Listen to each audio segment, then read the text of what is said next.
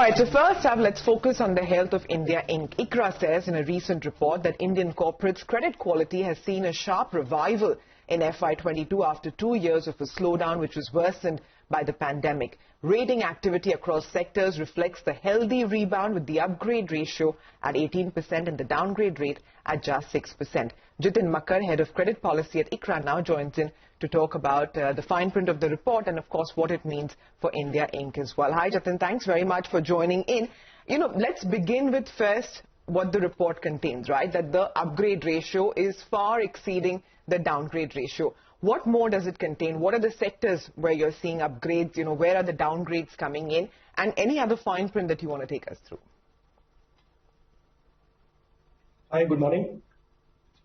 Yes, indeed, FY22 was a year of the rebound in terms of credit quality.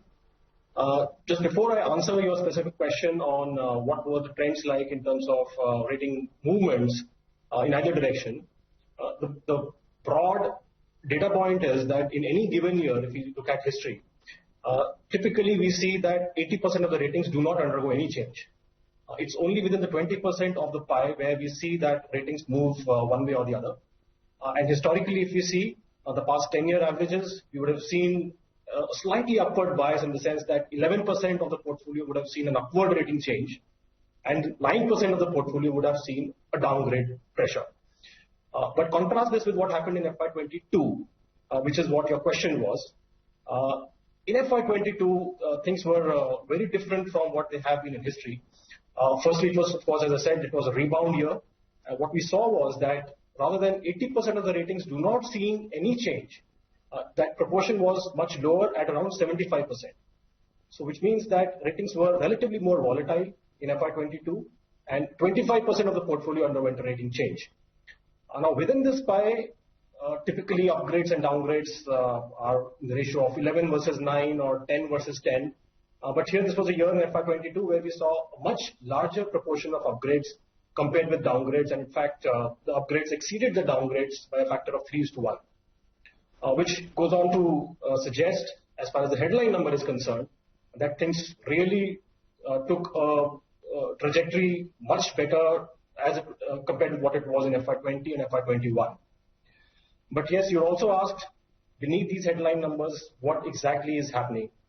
So there, if we look at the reasons why these large number of upgrades were affected, most of these reasons were to do with firm-specific factors, rather than the temptation to conclude that indeed there is a tailwind, a sectoral tailwind, which is taking these ratings up. So when we talk about upgrades in the power sector, real estate sector, road sector, we saw that a large number of projects, they became operationalized, which meant that execution risks, they ebbed. At the same time, there were many equity entities where there was a lot of equity infusion. The balance sheets improved. There were a lot of ownership changes that got affected. Specifically in the renewable energy space, we saw that a lot of institutional money came in chasing green assets, which contributed to these upgrades. Not that these sectors that I mentioned were experiencing an overall sector level improvement in the credit profile, but yes, these were these specific firm-specific factors which coincidentally all coalesced in the year FY22. Okay, Jitin, so on the, upgrades is very well. Let's focus on the downgrades because, that's where problems may arise, right? You have, say, tourism, hotels, power, road. Now, I understand that these are maybe company-specific issues, but we are seeing now a revival, right? I mean, travel is back in focus. There's this CAPEX revival as well that's looking up. Do you expect that, the downgrade rate as well might improve further going from here, or is there a fear that some of these downgrades might slip further? I mean, are there companies that are looking especially vulnerable? So currently we do have a sectoral negative outlook on sectors like hospitality, on sectors like aviation and airport infrastructure. Recently, we have changed our outlook on a negative outlook on a large number of sectors. For example, in hospitality, the outlook has been revised to stable very recently. And the reason for that was that in FY23, we expect that the occupancies and the ARRs are going to be reaching at a level which was there pre-COVID. As of today, as we speak, the hospitality sector isn't in the greatest of shapes still, but I think during the course of the year FY23, things could improve for the better.